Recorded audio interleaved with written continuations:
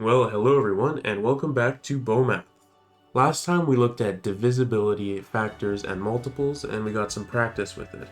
Now, before we move on to the next lesson I have planned out, I have a little bit of just a quick add-on that I wanted to add to what we talked about previously. That's why this is called lesson 9.5 and not lesson 10.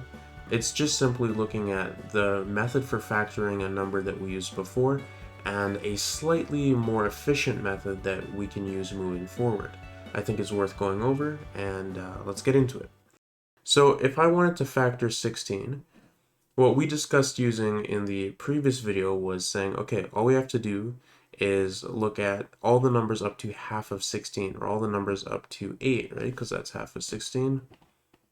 Because any number bigger than 8, that's not going to go into 16, at least not without a decimal, but we're looking to be a factor, we're looking for it to be multiplying by a whole number. So we know 1 goes into 16 because we have 1 times 16. We know that 2 works because we have 2 times 8. 3 doesn't work if we count by 3s, we'll skip over 16. 4 works because we know that 4 times 4 is 16. 5 won't work, 6 won't work, 7 won't work, and we know 8 will work. So what we then get is the factors of 16 are 1, 2, 4, 8, and we can't forget the 16 either, right? So that's the method we looked at before. So it's fairly simple, but we can even actually shorten down the method even more. So let me show you how I mean by this. So if we look at these factors of 16, we can look at their pairs, right? 16, 8, 4, 2, and 1. And what do you notice about this side of the pairs and this side of the pairs that multiply to 16? Well, it's just them flipped, right? The 1, 1, 2, 2, 4, 4, 8, 8, 16, 16. They are just in the opposite order of each other, right? So this is in ascending order, this is in descending order. And if we write out our factors like this, it will always be the case. Because if we have a bigger number that's a factor, it's going to have to multiply by a smaller number in order to actually get 16, right? With this idea of like an increasing order on the left side and a decreasing order on the right side, we can actually more efficiently factor 16 than this method over here. So let me show you what I mean. So let's say I don't know this and I'm going to factor 16. So I start with 1. I know 1 works because I have 1 times 16. And then I go to 2. I know 2 works because I have 2 times 8. I try 3, but I will see that 3 doesn't work, so we go over that. And then I'll try 4, and we have 4 times 4, that works. Okay, since we know that we're going in increasing order here, and we know we're going in decreasing order here, we know that the numbers 5, 6, and 7 can't be factors, because if they were factors, they would have shown up in the decreasing order here, right? Because 5, 6, and 7, those are bigger than 4, so they would have had to show up in here. But the thing is, we didn't get them on the right-hand side, which means that they aren't going to be factors on the left-hand side. Because remember, these are just mirror images of each other. All the numbers here are the exact same as the numbers here, just written in the opposite order. Which means that since we're writing in decreasing order here, the fact that 5, 6, 7 don't show up means we don't even have to look at them. So we actually already have all of our factors because we've gotten to 4 here and we've gotten to 4 here. If we keep going, we're just going to be going to numbers smaller than 4, but we've already checked them over here, right? So we've actually gotten all of our factors of 16. 1, 2, 4, 8, and 16. And we did it without checking 5, 6, or 7. So it's slightly faster. So let's try another one.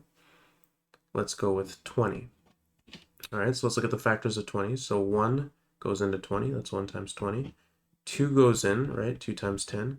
Will 3 go into 20? Well, if you count by 3s, it's not going to go in, right? 3, 6, 9, 12, 15, 18, 21. It skips over 20, so there's not a whole number of 3s that go into 20, so 3 won't work. How about 4? 4 works because we have 4 times 5 is 20. All right? And at this point, if we were to go up again, we would have 5 times 4, right? But that is a bit redundant because we already knew we had the 5 here, right? So basically, we don't need to test out 6, 7, 8, 9 or anything like that because the 6, 7, 8, 9 would have appeared in the descending order if they were factors. But the fact that they didn't appear over here means that they won't be factors. So that means the numbers 1, 2, 4, 5, 10, and 20 are our only factors of 20, and we saved ourselves having to check the numbers 6, 7, 8, 9. All right, let's try one more. Let's go with 35. All right, so we know 1 times 35 is 35. Will 2 go into 35? It won't, because if you can't count by 2's, it's not going to go into 35. So 2 won't work. How about 3? Well, I don't think 3 is going to work either, because we know that 3 times 10 is 30, and then we add 2 more 3's, right? So 33, 36. So we've skipped over 35, so 3 is not going to work. 4 also isn't going to work. You can check that. 5 will work though. 5 times what is 35? 7, right? And 6, is 6 going to work? Well, we know that 6 times 6 is 36. That's 1 off from 35. So if we count by 6's, we're not going to get to 35. So 6 isn't going to work. And then we're at 7, so we're actually back over here. So we know that since this is in increasing order and this is in decreasing order, we don't need to check any other numbers, which is quite significant in this case, because if we were to check up to half of 35, that means we'd have to check 17 numbers. But in this case, we only had to check 6 different possibilities, right? So we know that 1, 5, 7, and 35 are all the factors of 35. Well, I hope this video made sense. It was a bit of a shorter one today, but that's all right. In order to get a lot of practice with these, just choose a number, try and factor it, but try and use this faster method where you make sure you list them in kind of increasing order and decreasing order here. And since they're the same on either side, you're going to know that if you skip over numbers in the decreasing order, that means they're not going to show up in the increasing order. So that means that you don't even have to check those numbers. So it's a nice fast way of factoring a number, and I hope that you use that moving forward. I'm going to as well, so you're going to get practice with that as well. And yeah, that's going to be it for me today. Have a good one, stay groovy, and I'll see you in the next video.